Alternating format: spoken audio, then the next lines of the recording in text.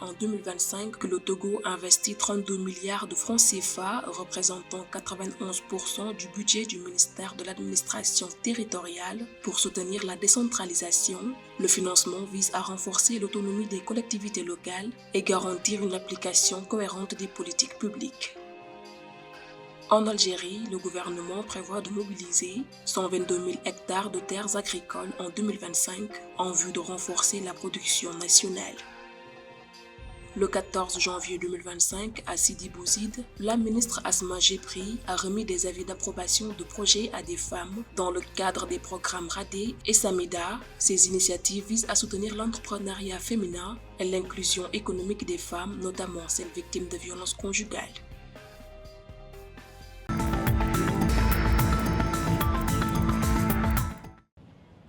Le Togo alloue 32 milliards de francs CFA en 2025 pour la décentralisation et la déconcentration. Cette somme représente 91% du budget du ministère de l'administration territoriale, de la décentralisation et de la chefferie coutumière, estimée à 35 milliards de francs CFA, et soutiendra les communes et les conseils régionaux. Le pays poursuit ainsi le transfert progressif des compétences vers les collectivités locales.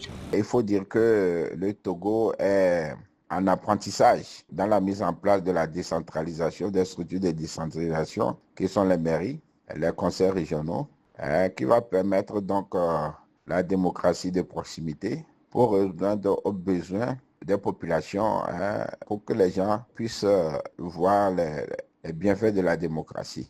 Donc, c'est pour lutter contre la centralisation des pouvoirs. Les communes renforcées depuis 2019 avec la création de 117 communes vivront en 2025 des élections pour renouveler leurs conseils municipaux. En parallèle, les conseils régionaux actifs dès janvier 2025 auront un rôle majeur dans la gouvernance locale. Ces réformes visent à accroître l'autonomie des collectivités dans la gestion des affaires publiques. Le défi de ces conseils municipaux et des conseils régionaux, c'est d'avoir des ressources humaines adéquates, qui connaissent bien le métier de la décentralisation. Et en cela, il y a un projet que le gouvernement togolais a mis en place pour la formation du personnel, des mairies et donc bientôt des conseils régionaux.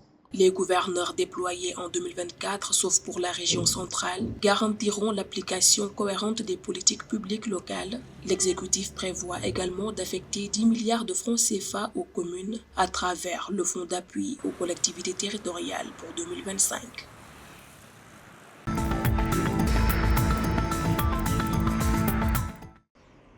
Le gouvernement algérien prévoit de mobiliser 122 000 hectares de terres agricoles en 2025 pour renforcer la production nationale. Ces terres réparties sur 12 wilayas seront ouvertes aux investisseurs via 66 périmètres de concession.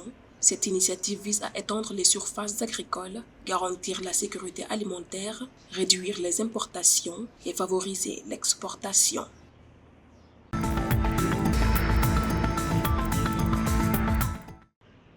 Le mardi 14 janvier 2025, à Sidi Bouzid, en Tunisie, la ministre de la Famille, de la Femme, de l'Enfance et des Personnes âgées, Asma Gebri, a remis des avis d'approbation de projets féminins dans le cadre du Programme national pour l'entrepreneuriat féminin RADE et le Programme national Samida pour l'inclusion économique des femmes victimes de violences conjugales. Au total, pour le programme RADE, 325 femmes ont été bénéficiaires, recevant une enveloppe globale de plus de 3 millions de dinars. Ces initiatives visent à encourager l'entrepreneuriat féminin et l'inclusion économique des femmes, notamment celles victimes de violences conjugales.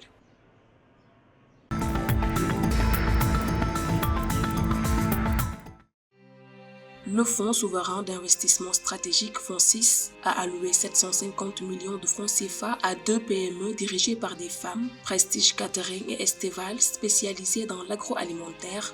Ces investissements visent à tripler la production de ces entreprises, créant ainsi des emplois, surtout pour les femmes. Prestige Catering, spécialisé dans la restauration collective et fondé par Maïmouna Djorfal, prévoit d'atteindre 6 500 plats par jour d'ici 2026. Tandis que Esteval, dirigé par Valérie Hélène Kenoun, ambitionne de produire 3 000 litres de jus par jour cette année.